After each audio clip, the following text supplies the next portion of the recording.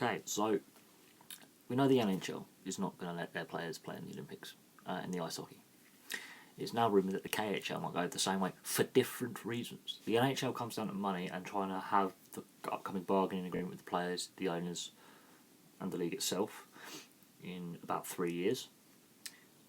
There's trade dispute there. The KHL are possibly, and it's looking highly likely, that they won't let KHL-based players play in the Olympics due to the ongoing doping scandal within Russian sport. Now, there is nothing to suggest that there is widespread doping in the KHL.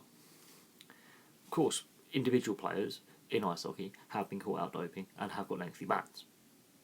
That's a given.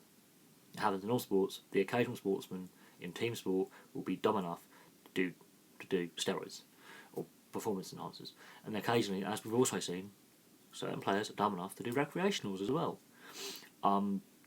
So ice hockey itself has had a few bad eggs when it comes to certain players. There are issues underlying. They're not as severe as other sports. But the NHL, we know a lot of the reasons why. I'm not going to bore all you ice hockey fans about the reasons behind the NHL not letting their players go play in the Olympics. It's unfortunate, it's wrong. But it opens the door to all the Canadians and Americans and other Europeans who play in the European leagues. So a tier below the NHL and KHL, they're the two big two, and the AHL. So that the AHL players can go. The affiliates of the NHL, they can go. But if you're on an NHL contract and you've just been sent down to recover fitness when you're a two-way contract, you can't. No loophole there. Players like Ovechkin and Erik Karlsson have been quite critical of not being allowed to go, but they accept the decision for now. But we have to see what happens with the KHL. If the KHL go ahead and ban their players from also competing, it then further weakens the competition. At the moment, it looks like Russia will be guaranteed the gold medal. It's or Sweden or Finland. One of the big European nations is guaranteed the gold medal. In fact, guaranteed the medals. The Americans will probably rely on their collegiate system, like the Miracle on Ice back in the day, Lake Placid.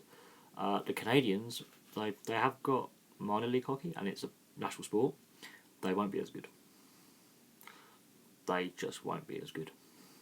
So, the IOC has screwed this up. The International Ice Hockey Federation screwed this up. The NHL screwed this up. The KHL is screwing it up. So, at the top governance levels of the sport, there's a problem. If the KHL go through with their threat, and this has been growing traction the last few days, it makes you beg the question, okay then, how decent quality will the ice hockey be at the Olympics? And I know they don't really allow fighting at the Olympics, it's frowned upon, so that style of game is out. It's a lot more gentlemanly, so to speak. Olympic size rinks are different to NHL size rinks, they're a little bit bigger. So the European-based players might have a better chance of showcasing their skills. But this is not good. The NHL at the moment has obviously said no, but there could be a threat of a player strike because this bargaining agreement is coming up in 2021, so 2-3 years time. And the NHL obviously wants to get a 32nd team in to balance out the league, because every time there's an expansion team, another team shortly follows, or there's only two at a time. So it's highly likely they want to get this other team in before this bargaining agreement, because there are certain issues with TV rights, gate receipts being down, issues with finances and teams. This player strike possibility, not good. KHL, obviously, they if they do follow suit, does it devalue the Olympics, or does it give the other European-based players in other leagues a chance to showcase their skills? And at the end, there might be a further European invasion into the NHL, because people have been concerned that the talent pool is getting diluted with more and more teams joining.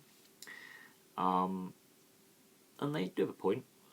There's only so many people who are playing the game, and a lot of people have actually gone over to Europe because they've been deemed not to be of NHL quality, but at the same time a lot of them have gone over there because, for various reasons, it could be a chance for some lesser players to showcase their skills. When I say lesser players, lesser known players and get big money contract moves.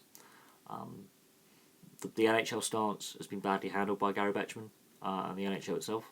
The players, on the whole, want to go. The fans will always watch Team Canada and Team USA play, so that's sort of rumbling on. At the same time, the KHL are threatening to boycott, obviously due to the ongoing doping scandal in Russian sport. And again, it doesn't look good to TV executives if a sport is not well run. It puts them off going, okay, blah, blah, blah, we're going to lose TV rights because, or we're going to lose viewership because there's a player strike. And it's unfortunate that it could be around the corner. The fans are getting annoyed with it. I'm going to leave that out. I know a lot of hockey fans know about the previous 3 lockouts and the player strike in the early 90s and the enforcement of contract changes and salary caps and things like that. So we'll see what the KHL does. There are rumours that they might try and ban Russia again from the Olympics. In this Olympics, we'll have to see. If the IOC go down that route, they could severely damage their marquee sport at the Winter Olympics. This is the big crowd puller. This is the one sport that is watched. This is the marquee event. It's the last gold medal to be decided. So both parties have to treat this with caution.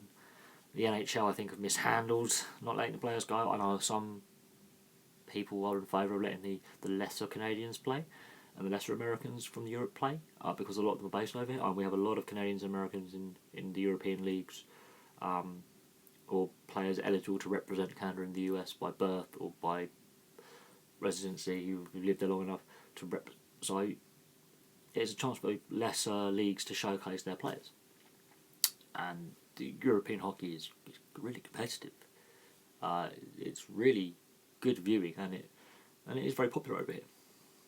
Anyway, thanks for watching. Please place your comments below. Please like and subscribe if you've stumbled across this. I would also like to point in the direction of my other videos on various sports.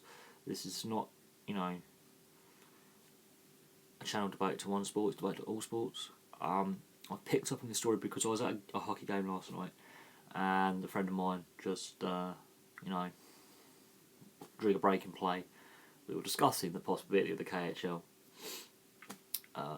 pulling the plug on allowing its players to go to the Olympics. If the 2 biggest leagues are not letting their players go, does it damage international ice hockey? That's the question. But anyway, thank you very much for watching, and I will have more videos for you soon.